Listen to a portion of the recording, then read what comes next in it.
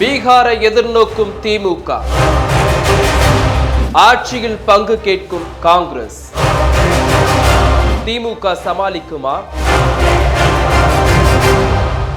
தமிழக சட்டமன்ற தேர்தலுக்கு இன்னும் 6 மாதங்கள் இருக்கிற நிலையில திமுக காங்கிரஸ் கூட்டணியில பிளவு வரும் அளவுக்கு ஒரு சம்பவம் நடக்க போறதா சொல்றாங்க.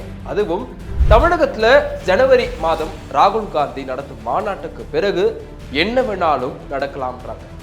முதல்வர் ஸ்டாலினும் காங்கிரஸ் முன்னாள் தலைவருமான ராகுல் காந்தியும் சகோதரர்கள் அப்படின்னு ஒருவரை ஒருவர் எப்பெல்லாம் சந்திக்கிறாங்களோ இதை சொல்லுவாங்க. குறிப்பா தமிழகத்துக்கு ராகுல் காந்தி வந்தபொழுது முதல்வர் ஸ்டாலினுக்கு பிடித்த ஸ்வீட்டை சென்ட்ரல் மீடியனை தாண்டி ஒரு கடைக்குள்ள போயிட்டு வாங்கி வந்து கொடுத்தாரு. இப்படி இவங்க 2 பேருக்குமே நல்ல உறவு இருக்கிற நிலையில இப்போ காங்கிரஸ் கட்சியினர் மீது திமுக விமர்சிப்பதும் அதுக்கு அவங்க பதிலடி கொடுக்கிறதுமா இருந்துட்டு இருக்கு.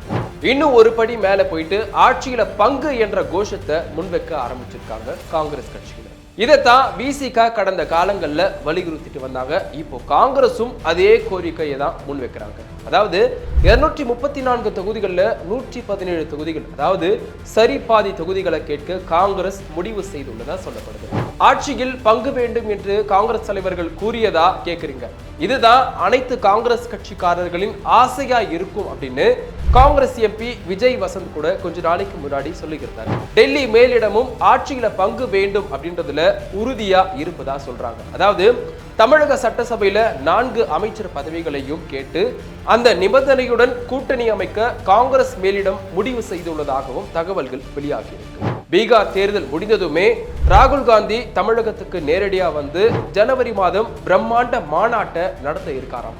ஒருவேளை பீகார் சட்டமன்ற தேர்தலில் காங்கிரஸ் கட்சி வெற்றி பெறலனா 117 தொகுதிகள், அமைச்சர் பதவி, இது மாதிரி டிமாண்ட் செய்ய முடியுமா அப்படின்ற கேள்வியும் எழுந்திருக்கு. டெல்லியில இருக்க காங்கிரஸ் தலைமையின் நிபந்தனைகளை திமுக அறிந்திருந்தும் அதை பற்றி பெரிதா கண்டுகொள்ளாம இருக்கிறதுக்கு பீகார் தேர்தல் முடிவுகள் வரும் வரைக்கும் காத்திருக்கலாம். அதுக்கு பிறகு எல்லாம் பார்த்துக்கலாம்னு சொல்லியிருக்காங்களாம். திமுக காங்கிரஸ் கூட்டணி இன்னும் உறுதியா நீடிக்குமா இல்ல அரசியல் நலனுக்காக திசை மாறுமா அப்படின்றது பொறுத்திருந்து பார்க்கலாம்.